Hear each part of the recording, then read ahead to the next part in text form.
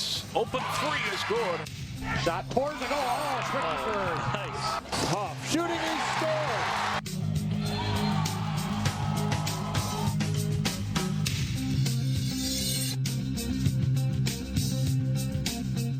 Hello and welcome to Sports Jam for the week of September 19th. I'm Jay Wilcox. And I'm John Jacobson. Ahead today on the show, highlights from soccer, volleyball, swimming, and more. Plus in our Sports Jam spotlight, we'll meet a Harvard-bound football lineman. And later, hear from the unbeaten Wayzata girls soccer team. We'll kick things off with prep football. The Cooper-Armstrong football rivalry was dormant for a while when the teams were in different conferences and didn't have room on the schedule to face each other. The rivalry is back, and Friday night featured one of the best games ever in the series between the Robbinsdale schools. Host Armstrong hoping to avenge a loss to Cooper last season. And the Falcons start strong. Isaiah Poster takes the pitch and has his feet cut out by the tackler, but he tumbles into the end zone. Armstrong grabs a 7-0 lead in the first quarter. After a Falcons interception, the play-action pass from Nick Svensson finds Poster as the defense over-pursues. Poster scores again. The Falcons stun the Hawks to go up 14-0. Cooper starts to move the ball behind their strong offensive line. Noah Hill has a big hole and works his way to the 4-yard line before being gang tackled. A 21-yard gainer that sets up a Hill TD. Cooper's within 14-7 at halftime. Both teams have good kickers, and Cooper's Eddie Ogamba drills a 31-yard field goal in the third quarter to pull the Hawks within 14-10. Late in the game, same score, 4th and goal for Cooper, and the pass is knocked away. It looks like it could be the clinching stop for the Falcons. But Cooper gets it back, and watch this one. Cameron King threads it between defenders to Phoenix Sproles, and he is gone. 41 yards for the touchdown. Cooper takes a 16-14 lead with 20 seconds to play. And for good measure, Sproles intercepts Svensson's pass to seal it up as Cooper pulls out a comeback win. It was just heart pumping. My blood was flowing. I knew it was either all or nothing, and we just took shots. I jumped off sides, got a penalty. I snapped my head right back in it, and I executed the play. I trust my linemen 100%. I know I don't trade none of them for any other lineman in the whole world. And I know my receivers are the best playmakers in the state right now. And I trust in Phoenix with the pass and knew he could make it. Quite a game that was. Following a Week 1 loss to Blaine, Wayzata's football team bounced back with a convincing win over Shakopee. Week 3 saw the Trojans hosting Prior Lake. Highlights from the second half at Wayzata. The Trojans up 14-9 in the fourth quarter, but on fourth down, Jordan Johnson of Prior Lake gets around the edge and scores on a 17-yard run to put the Lakers on top. After Wayzata turns it over on downs, Johnson powers in for a 4-yard score, and it's 22-14 Lakers. They go on to win 25-14. Wayzata is 1-2 this year. Hopkins on the road with a tough test as the Royals faced Eden Prairie. First play from scrimmage, Hopkins quarterback Morgan Holmes hit by Quinn Coughlin. He fumbles. The ball goes to the end zone where number 5 linebacker Dan Anderson falls on it for a touchdown. And Eden Prairie leads 7-0, 15 seconds into the game. Later in the first quarter, Graham Teal with a big hole up the middle for the Eagles. He goes 57 yards for a touchdown. They'd add a field goal to lead the Royals 17-0 after 1. First play of the second quarter, and tight end Clayton Witherspoon is wide open to grab this pass from Blake Matson. It's a 50-yard touchdown, and the Eagles lead 24-0. Junior running back Solo Falanenko adds a 23-yard scoring run for Eden Prairie. They lead at 31-0 at halftime on the way to a 41-0 shutout of Hopkins. Another game involving local teams. Maple Grove's rally falls just short as the third-ranked Crimson lose at Edina 21-20. Maple Grove trailed 21-7 entering the fourth quarter, but scored 2 touchdowns. The Hornets stopped a Crimson 2-point try with just under 3 minutes to play. It's Maple Grove's first loss. Champlin Park wins another close one as the Rebels improved to 2-1 with a 21-18 win over Coon Rapids. Cameron Witt had 4 catches for 145 yards and a pair of scores. Then an Otto was 6 for 9 for 162 yards and 2 TDs. And Ernest Warlow rushed for 163 yards and a touchdown. Rebels take on unbeaten Blaine this week. Top-ranked Tino Gray steamrolled Andover 35-13, breaking open a close game by outscoring the Huskies 22-0 in the third quarter. Ivan Burlak rushed for 136 yards. While the Eagles piled up 322 yards on the ground as a team, they play at Osseo Friday. And at that Friday night game at Osseo, there'll be a special halftime ceremony to honor the new inductees into the school's Athletic Hall of Fame. 12 athletes make up the class of 2016 for the Hall of Fame. They include track and cross-country runners Dick Afton, Heather Anderson, and Scott Clark, wrestling greats and brothers Darren and Dave Drogemiller, basketball and volleyball star Jessica Fiebelkorn-Kerr, three-sport star Larry Hoff, the late Warner Huss, a basketball great, football and baseball player Jack Leedens, football and hockey standout Chad Mortensen, the late Mike Price, a football and baseball star, and Dennis Stieg, a four-sport letter winner and later a coach. Volleyball is a sport of momentum, and early leads don't always hold up. That sure was true as two local squads met up at a match that turned around completely. Utino Grace visiting Armstrong in a Northwest Suburban Conference match. First set, Armstrong gets the pass. Then the set, and finally the kill by Brenna Meyer for a point for a 21-20 lead. Falcons win 25-22. Armstrong carries that momentum into the second set. The Falcons turn the overpass into a point. Kelsey Whitberger with the kill as the Falcons win the second set 25-19, and they're up 2-0. The Eagles start a comeback in the third set. Nice dig by Isabel Summers. Maddie Schaefer the set. Eliza Dolly the kill. Eagles lead 21-13 on the way to a 25-14 win. On to the fourth set. The Eagles cruising again. Morgan McDonough serving. The Falcons get the ball to the front row, but Dolly with a block on the attack. Grace wins again, this time 25-18. And they complete their comeback on the fifth set.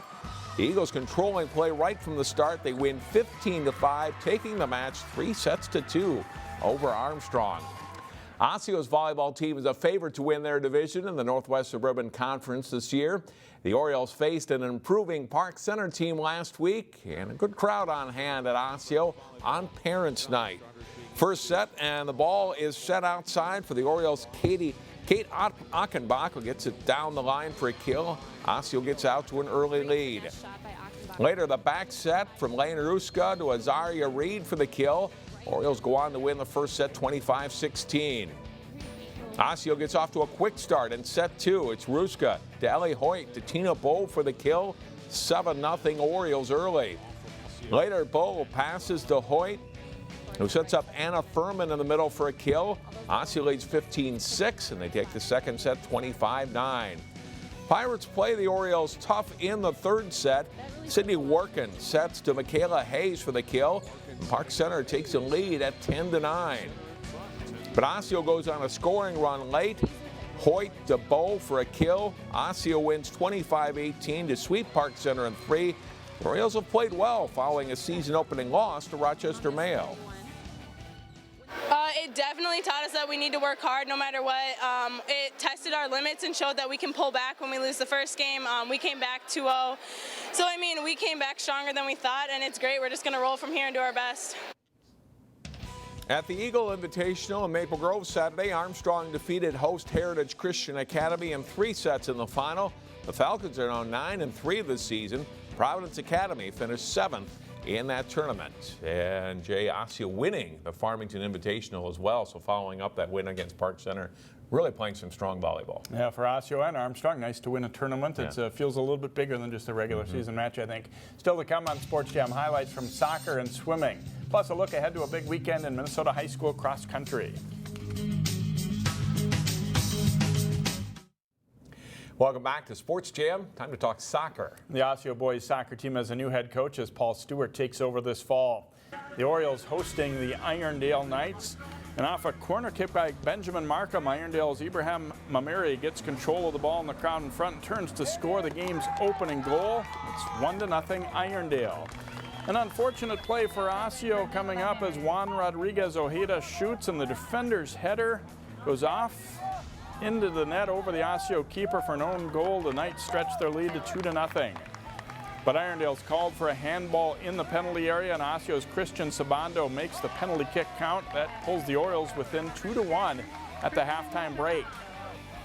And it's Oscar Morales on the free kick, and Farouk Souli is there to pounce on the rebound as the Orioles battle back to tie it up 2-2, and this one is headed to overtime. Osseo gets the best chance in OT. but Sully's header is just wide as the game ends in a 2-2 tie. Park Center's boys soccer team is on a good roll. Their Tuesday win over two-time defending state class AA champion Anoka was the Pirates' third straight victory. They look to continue the run against Spring Lake Park.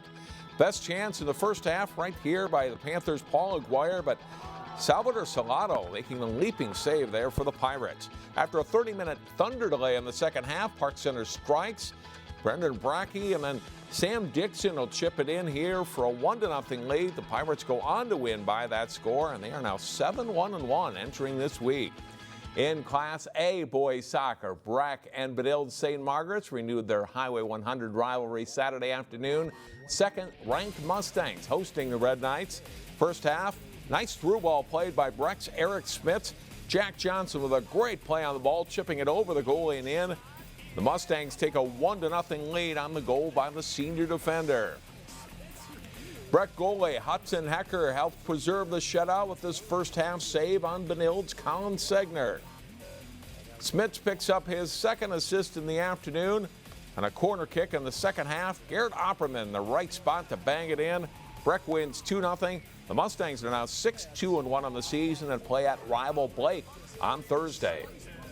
Wayzata's girls swimming and diving team is in a stretch of 3 good tests in a row. They face Edina this week and Minnetonka next week, and the run started at home against Eden Prairie at Lifetime Fitness. Wayzata's Carly Quast, Alyssa Marquette, Alexis Schaff, and anchor Cindy Zhao raced to the win easily in the 200 medley relay, their time 1:48.33. Quast is the defending state champ in the 200 freestyle, and she rolls to the win in that event, her time 1:56.32. It's close in the 200 IM. Eden Prairie's Jenny Novak edges Jordan McGinty of Wayzata by 31 hundredths of a second. Her winning time is 2:09.02. Quast takes the top spot in the 50 freestyle as well. Wayzata wins the meet over Eden Prairie 95-86. Cross-country runners are getting into mid-season form. It's a big weekend ahead with 3 big races. And also last weekend, the Wayzata boys cruised to the title at the Metro Invitational in Eden Prairie. The Trojans had 4 of the top 8 placers. Maple Grove was second, and Alex Miley of the Crimson won the race in a time of 15:51. Eden Prairie took third, followed by Chanhassen, Sibley, and Roseville. Eden Prairie races to the girls' title with Roseville second and Sibley third. Maple Grove is 5th and Wayzata 6th. Wayzata's top runners, though, were at the Heartland Invitational in Iowa, where they placed 2nd. On a rainy Thursday at the Rum River Invite in Anoka, Armstrong, Totino Grace, and Champlin Park took the 3, 4, 5 slots in the boys' race behind Moundsview and Highland Park. Osseo was 12th, Park Center 18th, and Cooper 19th. Armstrong's girls were 3rd behind Highland Park and St. Michael Albertville. Champlin Park is 8th, Osseo 9th, and Park Center 11th. This coming Saturday is a big one. Most local teams will be in action at one of the 3 big races, the Griac Invitational at the U of M, the Apple Valley Invitational, or the Malacca Mega Meet. Always some great competitions there. Big race day. It's amazing how many teams, how many athletes show up at all 3 of those. Yeah, and you always hope for nice weather. Remember years ago it was the Princeton Invitational, was kind of the big one. Now that's the Malacca Mega Meet, and the Griac's always a great one too. So a fun Saturday of running for those teams. Next up in our Sports Jam Spotlight, we'll meet an offensive lineman whose hard work on the field and in the classroom is paying off. He is one of the top football linemen in the state. Benilde-St. Margaret senior Eric Wilson received dozens of offers from Division I colleges. In this week's Sports Jam Spotlight, we meet a young man who put a big emphasis on academics when it came to choosing a school. At 6'4" and 290 pounds, Eric Wilson is, like the old saying goes, big enough to work for a living. The Benilde-St. Margaret senior plays both center and defensive end for the Red Knights. The future college lineman admits he's changed his body type in recent years. Growing up, I wasn't always the most fit kid. I was a little chubbier. I think I had some weight, a little overweight here and there. So I think 8th grade I started slimming down and becoming an athletic lineman, and that's when I realized that I could start getting out there and really start hitting people hard and putting them in the ground, and that's when I realized, I think freshman year, at the end of it, that I wanted to do this in college. Wilson combined size, agility, and strength to help pave way for ball carriers and protect his quarterback. I think people don't realize how quick and fast he is for as big as he is, and his strength really improved just this last summer. I think he finally started to fill out that body with muscle and then get rid of some of that excess baggage he was carrying. He worked really hard at it, though. I mean, he's a good kid. The Red Knights bounced back last Friday with a win over Irondale. That came on the heels of a 30-7 loss to Cooper, one that Wilson and his teammates say they'll learn from. We were missing some parts, but that's not an excuse. I think up front we can definitely do better. It wasn't our best game as an offensive line unit, but we're going to moving some people around. I'm pretty sure it'll be tough without Will or QB, but we know we can do better, and we can't forget that that's a really good Cooper team. Eric grew up playing football in Orono and came to Benilde-St. Margaret's in 8th grade. He played both basketball and baseball into high school and then switched from baseball to track and field. He qualified for state in both the shot put and discus last spring. Overall, it's been a great experience at Benilde. It's a great fit for me. I came in here not knowing many kids. I came over here alone from Orono. Just needed a new environment, freshen things up, and everybody I meet is so lively, and it's a welcoming community. Heavily recruited for football by several schools, including Minnesota, Michigan State, and Iowa State, to name 3, Eric chose Harvard. He scored a 33 on his ACT test and is excited for the opportunity. I really felt a strong connection with the coaches. When I visited there, I had an overnight visit. I just really bonded with the players really well, and I really felt like I've been to 2 Harvard football camps, and I really mixed with the coaches well and communicate well with them, and I feel like it'll be a good place for me. It's all about academics anyways. I think people lose sight of that. You know, the kids are going for school, and that's a big push for him, was that he wanted to go to a great academic institution. He wants to be a doctor. Eric says his football role model is former Vikings center and Harvard grad Matt Burke. A Minnesota kid, went to Harvard, played center, and Vikings, so I always grew up and I knew him. It's one of the only offensive linemen you really knew when you lived in Minnesota, I guess. But it's surreal that this is happening, that I could follow in his footsteps and hopefully one day be like him. While Eric says he'd like to be a doctor after football is over, he's not ready to say that will be in 4 years. Wilson has dreams of playing at the next level. It's always been a dream of mine. I think in the past 2 years, Harvard's sent 4 offensive linemen to the league. And so the Vikings actually have a player, Nick Easton. He's on the offensive line. He played center for Harvard. I'll see where it takes me, and I'm not going to force something if it doesn't work. It's a dream of mine, like I said. So I want it to happen really badly. But if it doesn't work, so be it. Benilde is now 2-1 on the season. The Red Knights play at De La Salle on Saturday afternoon. Sports Jam continues in a moment as Jay talks soccer with the unbeaten Wayzata girls team. Welcome back to Sports Jam. It's been a great start to the season for the Wayzata girls soccer team, winning their first 6 games without allowing a goal, in fact, and ascending to the top spot in the state rankings. We're joined by Coach Tony Peszneker and a couple of the players as well, starting with Hannah Hyde. And how exciting has it been just to play so well early in the season like this? It's been really exciting. We knew that it was going to be a really good season based upon the girls that were coming in and the girls that were staying. So it's fun getting to be doing this well with girls that are so young.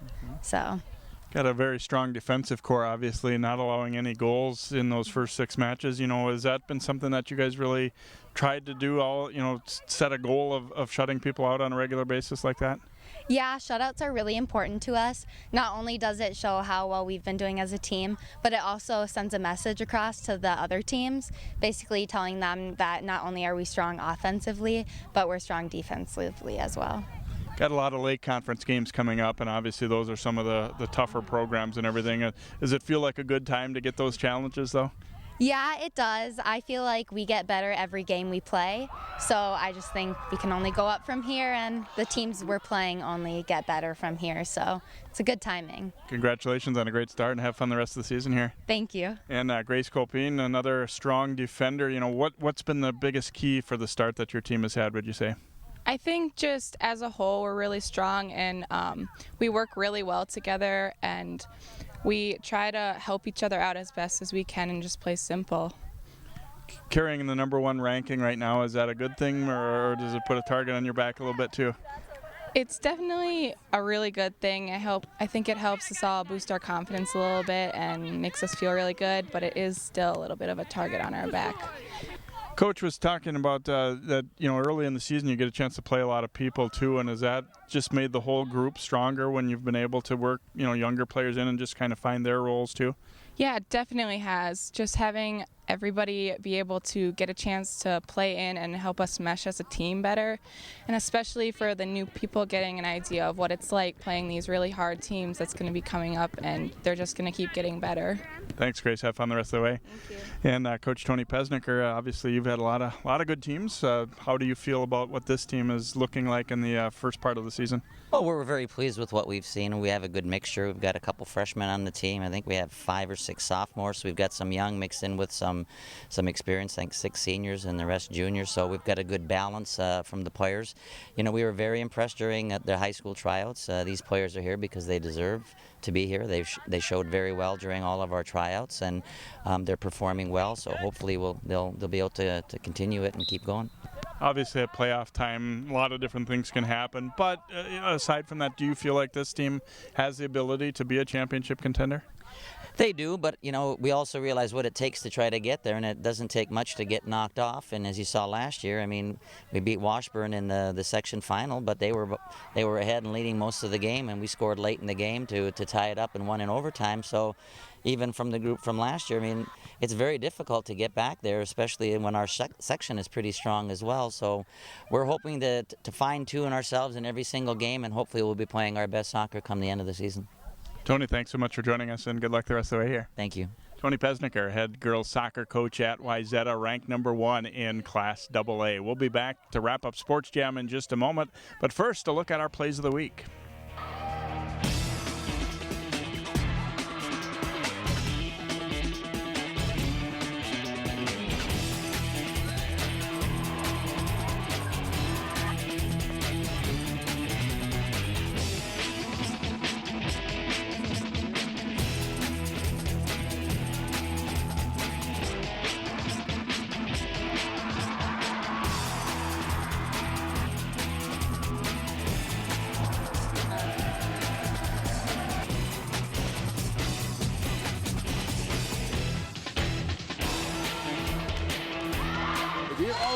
With a lot of power on that swing.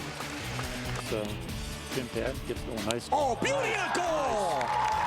3 receivers to the left, throw down to the right side, laying out and making the catch. Down at the 27-yard line is Lofton. Wow, what a grab. The beautiful Elm Creek Park Reserve is once again the site for the Autumn Woods Classic races on Saturday, October 15th.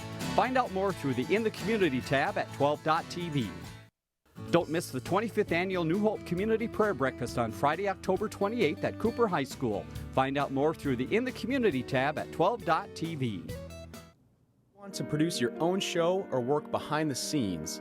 At Northwest Community Television, our free training will put you on the fast track to creating videos for TV and the internet.